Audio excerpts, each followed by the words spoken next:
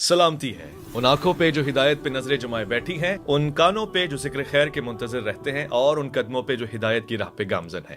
آپ نے فرمایا تھا کہ آج کے دور میں اگر کوئی شخص اپنا نقطہ نظر پیش کر رہا ہے، ہم محسوس کرتے ہیں کفر شرک سب کی تعریف بھی آپ نے تعارف کرایا، ہم کہیں گے بھائی تمہاری بات میں کفر ہے، تم یہ بات جو کر رہے ہو اس کے اندر شرک پایا جاتا ہے، بندے پہ حکم نہیں لگا سکتے۔ اگر وہ مسلمان ہے، اپنی شناخت مسلمان کے طور پہ قائم کر رہا ہے اور کوئی تعویل کر رہا ہے، کوئی آیت، کوئی استدلال، کوئی روایت پیش کر رہا ہے، تو ہم اس سے اختلاف کریں گے، ڈیبیٹ بھی ہوگی، لیکن ہم اس کی تکفیر نہیں کر سکتے، اس سے اس کی مسلمان ہونے کی شناخت واپس نہیں لے سکتے۔ سوال میرا آپ سے یہ ہے کہ اگر تو کوئی آدمی کھڑا ہوا ہے کسی آیت کے اوپر بات کرتے ہوئے، تب تو چلے ڈیبیٹ ہوگی، آپ نے چند مثالیں بھی اپنے مضمون مسلم غیر مسلم سے پیش کی تھی، لیکن ایک آدمی آگے بڑھ کے کہتا ہے کہ بھائی یہ آیت تو تائید کر رہی ہے جو بھی میرا نقطہ نظر ہے، مجھے تو وہی آئی ہے، مجھے تو الہام ہوا ہے، مجھے تو خود براہ راست اللہ تعالیٰ نے بتا دیا ہے کہ مثلا تمہیں پیغمبر بنا دیا گیا ہے، یا تم جو ہو کسی خاص منصب پر فائز ہو، تو وہاں پر پھر تعبیل کی گنجائش کیسے رہ جاتی ہے؟ وہاں تو نہ آیت بنائے استدلال ہے،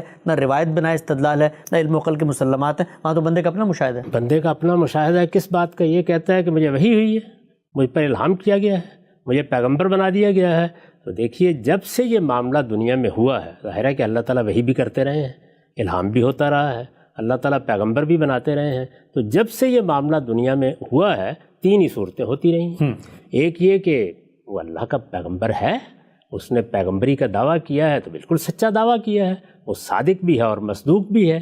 اور چنانچہ جب اس طریقے سے لوگ دعویٰ کرتے تھے تو اس موقع کے اوپر ہر آدمی کے لیے اللہ کی ہدایت یہی تھی کہ ان کی بات سنیں، اس کو سمجھے، ان کے استدلال پر غور کرے، اپنے آباء کی پیروی پر نہ کھڑا رہے اور ان کی نبوت کی تصدیق کرے۔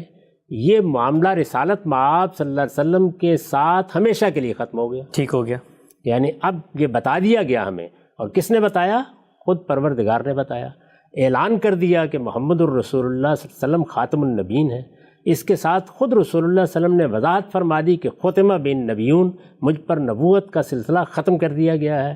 پھر اعلان کر دیا کہ لا نبی بعدی، اس کے ساتھ مزید وضاحت کر دی کہ لم یبق من النبوت الا المبشرات، یہ سب باتیں بتا دیں۔ اس لیے یہ امکان تو ہمیشہ کے لیے ختم ہو گیا، واضح۔ یعنی اب کسی آدمی کی یہ بات سننے ہی کا سوال ختم ہو گیا کہ وہ یہ کہتا ہے کہ مجھ پر وحی آتی ہے اور مجھے الہام ہوتا ہے اور مجھے پیغمبر بنا دیا گیا ہے۔ اس برق کو تو آپ نے ہمیشہ کے لیے پھاڑ دیا، یعنی اب قیامت تک کے لیے محمد الرسول اللہ صلی اللہ علیہ وسلم کی شہادت ہے کہ نبوت کا سلسلہ بند ہو گیا۔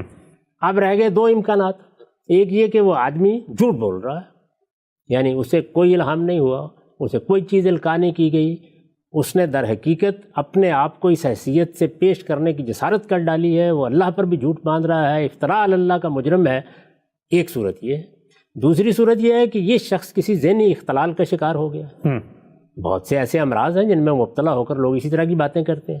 اسی طرح وہ لوگ جو مراقبوں میں مبتلا ہو جاتے ہیں، سنیاس لے لیتے ہیں، یوگیوں کے پاس بیٹھتے ہیں، اسی طرح سے بعض صوفیانہ مشقیں اختیار کرتے ہیں، ان پر بھی یہ اختلال کی کیفیت طاری ہو جاتی ہے، ان کو بھی اپنے نفس سے مشاہدات ہونا شروع ہو جاتے ہیں۔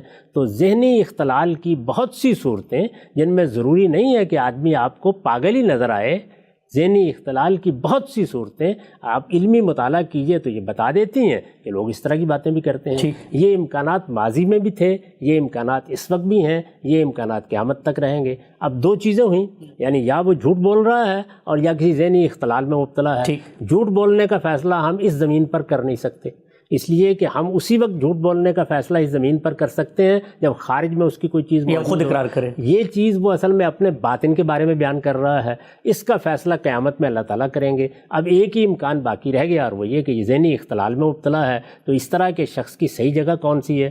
شفا خانہ امراض دماغی، کسی طبیب کے حوالے اس کو کرنا چاہیے۔ اس کے ساتھ ہم نے بحث کر کے کیا کرنا ہے؟ اچھا، یعنی وہ اگر یہ سب کچھ آل فال بیان کرنے کے بعد، جس کو آپ نے کہا کہ شفا خانہ امراض دماغی میں اس کو بھیج دیں، اور وہ یہ کہے کہ بھائی میں تو مثلاً ذلی نبی ہوں، میں بروزی نبی ہوں، مجھ پہ نبوت ہو گئی ہے، الہام ہوا، جبریل آئے، مجھے بتا دیا گیا، مقرر کر دیا گیا، تو اب وہ یہ کہنے کے بعد اپنے آپ کو مسلمان بھی کہے، تو ایک ہی امکان ہے اس کا کہ آپ کہہ رہے ہیں کہ وہ شفا خانہ امراض ذہنی میں؟ کوئی اور امکان باقی نہیں رہا، اس لیے کہ میں نے عرض کیا کہ تین ہی صورتیں تھیں ہمیشہ سے، یعنی وہ سچا ہے۔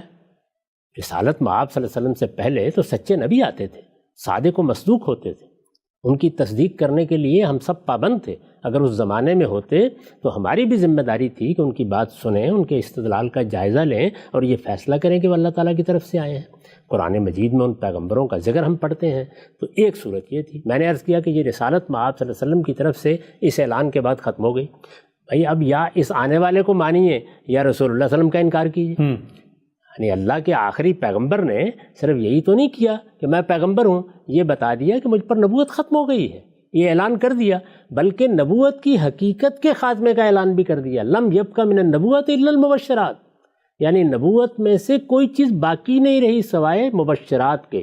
پوچھا یہ کیا ہے؟ فرمایا یہی کہ تم کو کوئی اچھا خواب آ جائے. تو اس کا مطلب یہ ہے کہ آخری درجے میں نبوت ختم کی گئی اور اس کا دروازہ بند کر دیا گیا. نہ اب کسی وحی کا امکان، نہ کسی الہام کا امکان. یہ بات رسول اللہ نے بیان کر دی. تو میں نے عرض کیا کہ اس کے بعد رہتے ہی دو امکانات ہیں، یا جھوٹ بول رہا ہے یا ذہنی اختلال میں مبتلا ہے. جھوٹ کا فیصلہ قیامت میں ہو جائے گا، بول رہا ہے تو اپنے رب کو جواب دے دے گا. ذہنی اختلال کی بنیاد پر ہمیں کیا ہدایت کی گئی ہے؟